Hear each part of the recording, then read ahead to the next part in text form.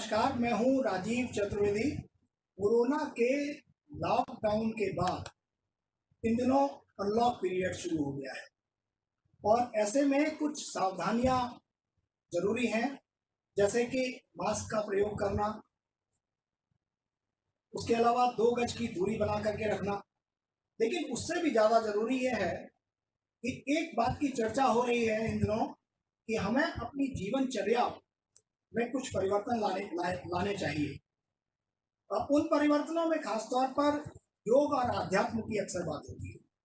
आज हम इसी पर बातचीत करने के लिए यहाँ मौजूद हैं और विषय है कोरोना काल में आध्यात्म और योग का महत्व।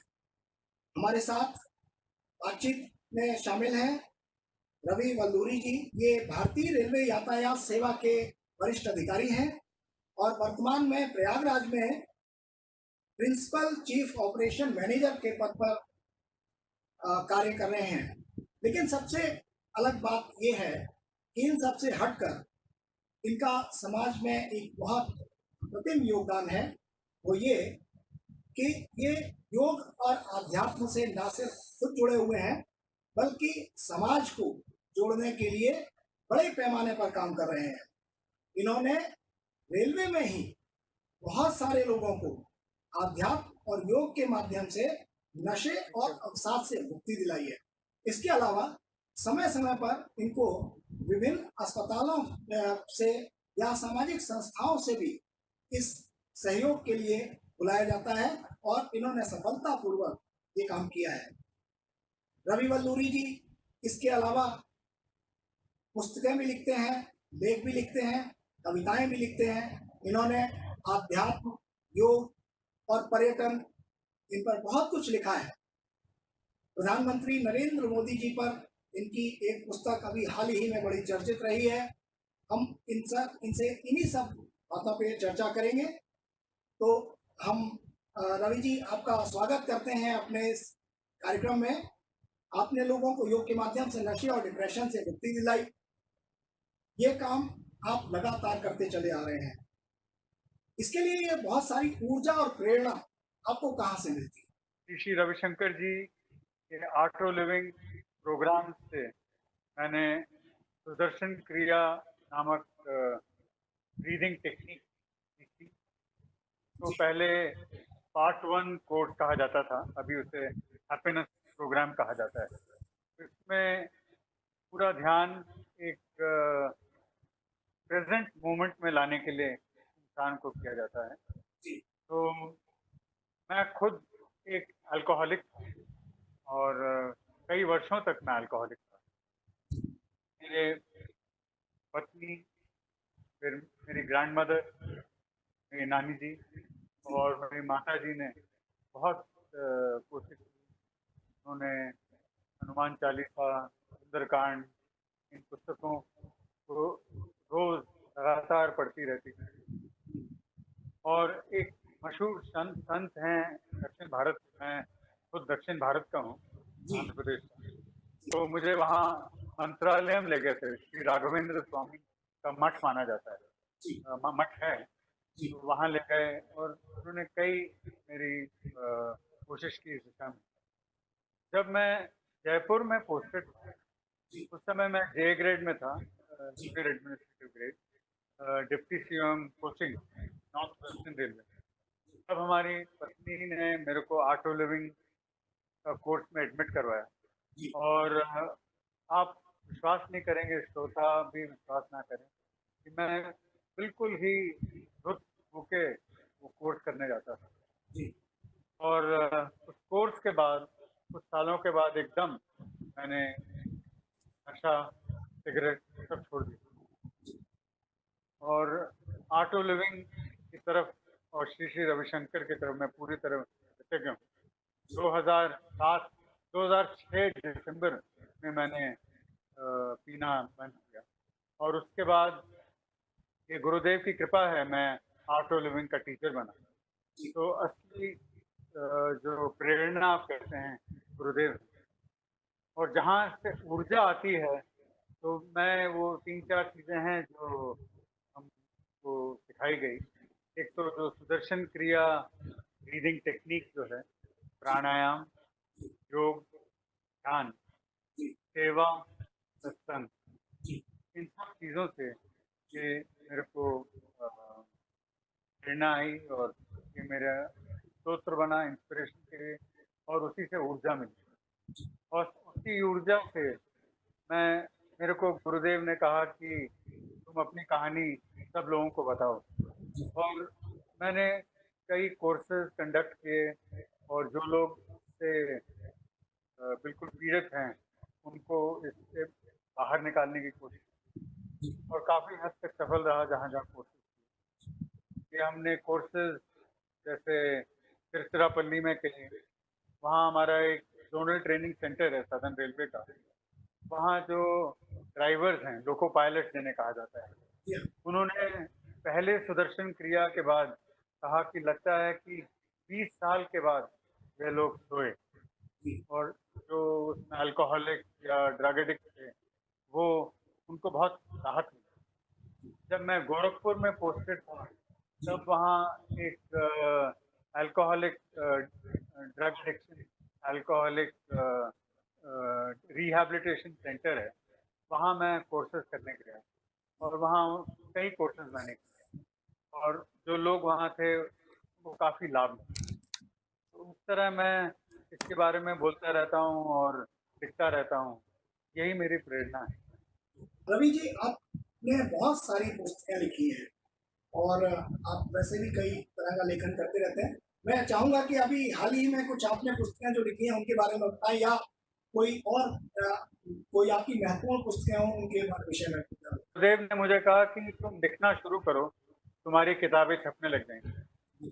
तो एकदम मैंने फिर लिखना शुरू किया। सबसे पहले मैं the matter of the mind है जी किताब का नाम, जी ये मेरी पहली किताब, जी और इसी का तेलुगु में रूपांतर हुआ। इसको इसका नाम है मनोमूलमिदम, जी ये भी इसी का रूपांतर है। जी उसके बाद एक साल के अंदर मेरी दूसरी किताब आई। उस किताब का नाम है make the mind mount Kailasa. फिर उसके अगले साल एक और किताब थी, उस किताब का नाम है द इनफाइनाइट माइंड। जी तो ये तीन किताब विद इन 3 इयर्स छप गई, 2014, 15, 16 में, और ये 17 तक ये 4 किताबें छप गई। मैं समझता हूँ कि इस देश में 3 चीज़ों पे ज़्यादा फोकस नहीं किया जाता जो बहुत ज़्यादा महत्वपूर्ण है। जी लोग आश्चर्य करेंगे कि जब ये लॉकडाउन बीच में थोड़ा कम हुआ था, अगर आपको पता हो, तो जी एकदम जिसको अंग्रेजी में सर्पेंटाइन क्यूज कहते हैं, लाखों की तादाद में पूरे देश में अल्कोहलिक शॉप्स के सामने लोग आ गए। जी सोशल मीडिया में, इलेक्ट्रॉनिक मीडिया में, पेपर्स में जी इतना उसके बारे में लिखा गया, जी लोग समझ नहीं पाए। अल्कोहल एक बीमारी है, जी अल्कोहलिज्म एक इतनी बड़ी बीमारी है जिसके जी बारे में लोगों को मालूम नहीं है। ये हालत हुआ कि जो लोग घर में थे वो सैनिटाइजर तक पीने लगे, और जो इतना डेंजरस है। जी तो ड्राई डेज में आप इमेजिन नहीं करेंगे, लोग वाटरबरीज कॉम्पाउंड या जो कॉफ सिरप होता है उसका वो चयन करते हैं, जी सेवन करते हैं। उसमें भी अल्कोहलिक कंटेंट। जी मैं खुद करता था जब मैं एक अल्कोहलिक था। जी तो ये एक बीमारी है, और लगभग 20 मिलियन लोग अल्कोहलिज्म से इस देश में पीड़ित हैं। दूसरा, drug addiction. Another 20 million people इस देश में ड्रग एडिक्ट। तो आप इमेजिन कर सकते हैं 20 मिलियन अल्कोहलिक और 20 मिलियन ड्रग एडिक्ट, और युवा पीढ़ी से लेके बड़े बड़े लोग तक, सब लोग इससे प्रभावित। दूसरी इशू जो लोगों को हम लोग निगलेक्ट करते हैं वो है एंजाइटी, डिप्रेशन, मानसिक तनाव। इतने लोग इस मानसिक स्थिति में रहते हैं तो जिसका बिल्कुल ट्रीटमेंट नहीं कर रहे। लॉकडाउन पीरियड में खासकर लोग घरों में रहे हैं और इतने मानसिक टेंशन में रहे हैं गुरुदेव ने बैंगलोर आश्रम से लगातार रोज एवरी डे, हर दिन सुबह और शाम मेडिटेशन करवाया है, तो लाखों लोगों को ऑनलाइन पहुंचा है। तो उसके लिए ध्यान बहुत ही इफेक्टिव है। तीसरा जो इश्यू जो हम लोग इंडिया में जिस पे ज़्यादा फोकस नहीं करते हैं, वह है विमेन प्रॉब्लम, जी औरतों की प्रॉब्लम, जी समस्याएं जो हैं। जी तो ये जो तीन हैं, अल्कोहलिज्म, एडिक्शन, एडिक्शन किसी भी चीज़ के लिए हो सकता है, जी पावर हो या सेक्स हो, जी या आदमी खाना बहुत ज़्यादा खाए, जी मिठाई बहुत ज़्यादा करे, किसी चीज़ जो भी कंट्रोल में ना हो, वो एक एडिक्शन बन जाता है।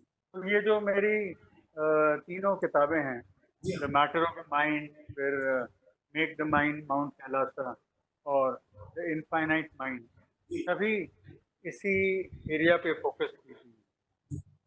उसके अलावा मैं ब्लॉग करता हूँ।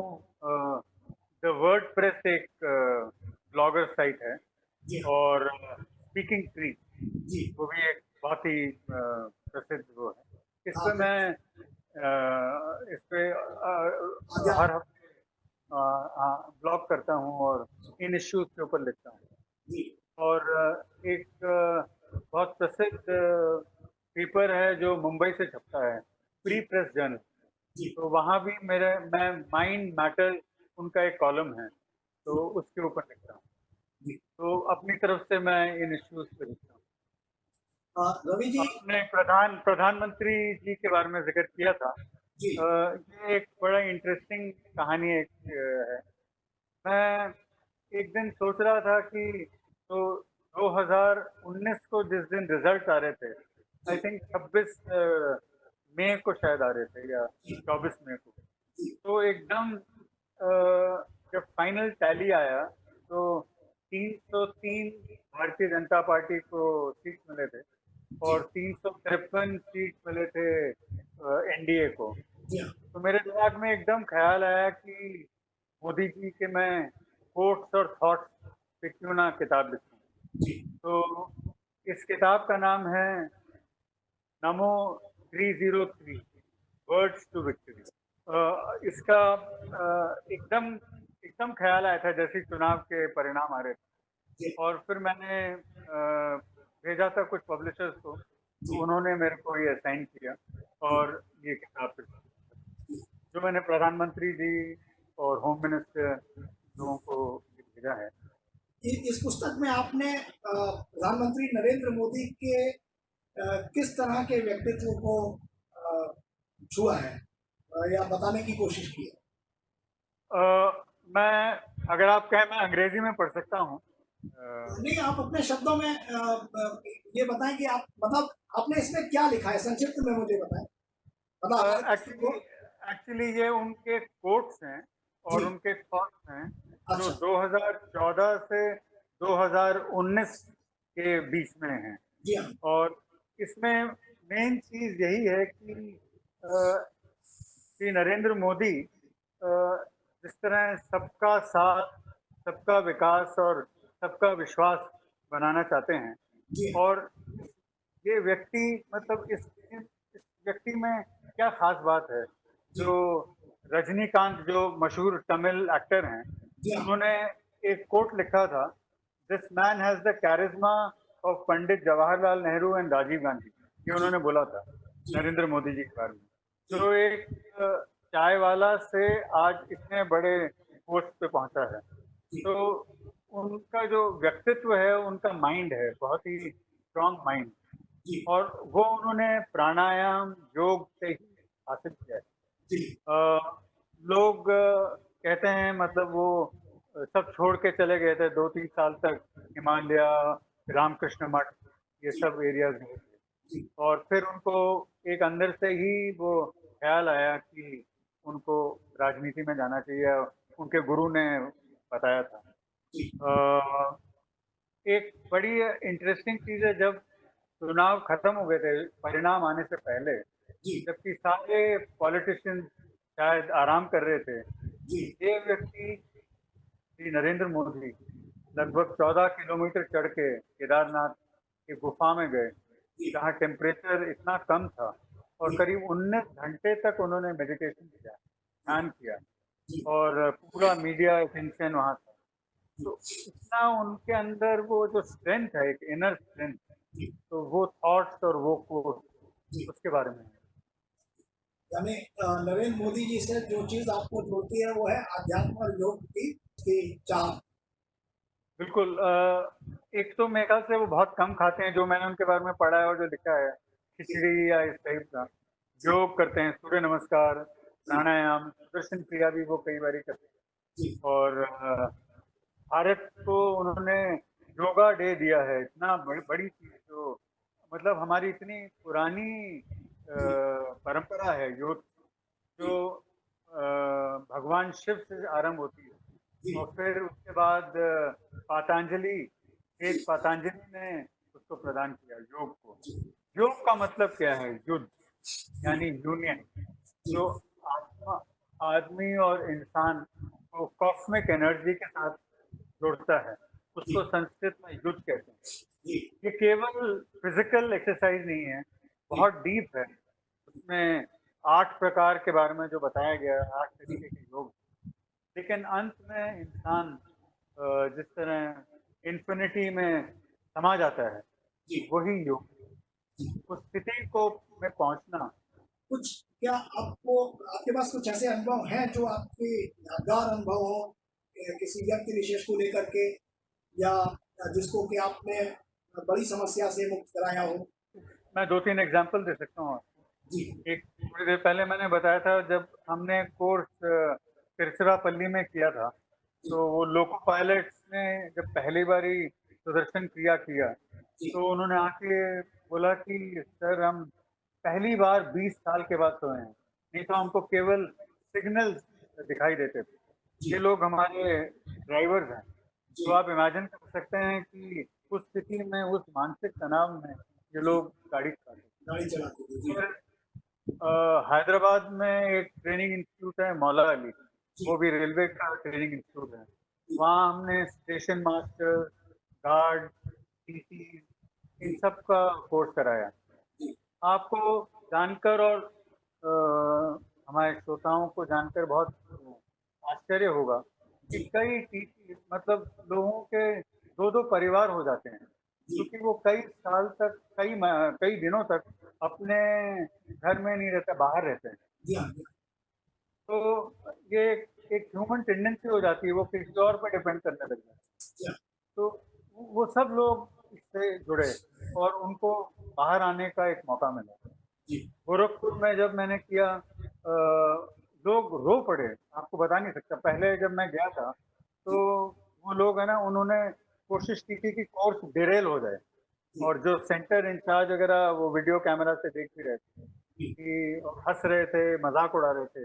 लेकिन जैसे ही क्रिया शुरू हुई, जैसे ही हमने प्राणायाम शुरू किया, जी। एकदम शांति आई। ये कोरोना महामारी जो आई और इसमें खासतौर पे लॉकडाउन का जो एक नया अनुभव लोगों को हुआ अभी पिछले दिनों, तो उसमें डिप्रेशन एक बड़ी समस्या बन करके हुआ। तो आपके विचार से इससे कैसे जूझा जा सकता है? हालांकि अभी आपने कुछ जो चार चीजें बताई थी, वो तो बिल्कुल ठीक बात है कि उसका पालन करके सामान्य आदमी कुछ हद तक इससे मुक्ति पा सकता है। लेकिन बाकी और क्या आप सजेशन देना चाहेंगे? कोरोना महामारी इस तरह फैल रही है, इसके लिए सबसे पहले तो हम सबको सोशल डिस्टेंसिंग बहुत ही आवश्यक है। जी जैसे हाँ, आपने मास्क पहना था, हर आदमी को मास्क पहनना बहुत ही आवश्यक है। जी, दूसरा, जो मिनिस्ट्री ऑफ आयुष ने 2-3 गाइडलाइंस दिए हैं जी हाँ, कि सब गर्म पानी पिएं, जी, वो बहुत ही आवश्यक है। सोशल डिस्टेंसिंग मेंटेन करें, सैनिटाइजर का इस्तेमाल करें, जी, और या अपना हाथ लगातार धोएं। खासकर अगर हम ऑफिस जा रहे हैं, तो जब भी आप कोई फाइल या इस टाइप की चीज यूज कर रहे हैं, उसको तुरंत अपना हाथ को वॉश करें या सैनिटाइज करें। जहाँ तक मन की शांति है, कुछ जी, प्राणायाम प्राणायाम करें और ध्यान करें। तो जी, मैं वो प्राणायाम की कुछ टेक्निक बता सकता हूँ, जी, और वो लोग करें तो उनको बहुत ही बेनिफिट है। जो लोग अगर घर बैठे करें तो उनको उससे बहुत लाभ होगा। जी सबसे पहले एक है जिसको हम भस्त्रिका प्राणायाम कहते हैं, भस्त्रिका प्राणायाम। जी तो हाथ ऐसा, जिसको ज़्यादा बीपी है, हाई बीपी, वो जोर से ना करें। केवल हाथ ऐसे रखें, बिल्कुल सीधा सीधा आदमी बैठे और आंखें बंद करके एक सांस लें और इसी तरह करें।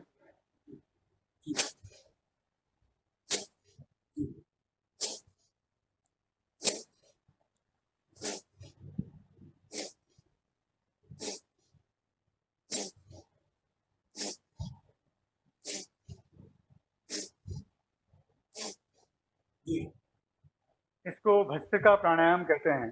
जी जो आपके अंदर जितनी भी आपके नोज ब्लॉक है या साइनस है, वो सब बाहर निकल आ जाता है। जी हाँ। 20 टाइम्स भी आप ये करें। धन्यवाद रवि जी, आपने बहुत सरल शब्दों में ये बताया कि किस तरह से हम अपनी दैनिक क्रियाओं के द्वारा जो है आध्यात्म से जुड़ सकते हैं। ये भी मुझे लगता है योग और आध्यात्म ही है कि हम लॉकडाउन के दौरान जो है जो क्रियाएं अभी आपने हमको बताई कि हम अपना काम खुद करें, कुछ नई चीज़ें लिखने पढ़ने का या कुछ सीखने का कुछ काम करें। और इसके अलावा आपने बहुत सारी चीज़ें जो अपने अनुभव की जो यहाँ पे हमारे दर्शकों के साथ में शेयर की, हम उसके लिए आपका बहुत आभार व्यक्त करते हैं। आपने अपना अमूल्य समय हमें दिया। हम आपका बहुत आभार व्यक्त करते हैं, अपने दर्शकों का भी बहुत आभार व्यक्त करते हैं कि वे हमारे साथ में आए। धन्यवाद।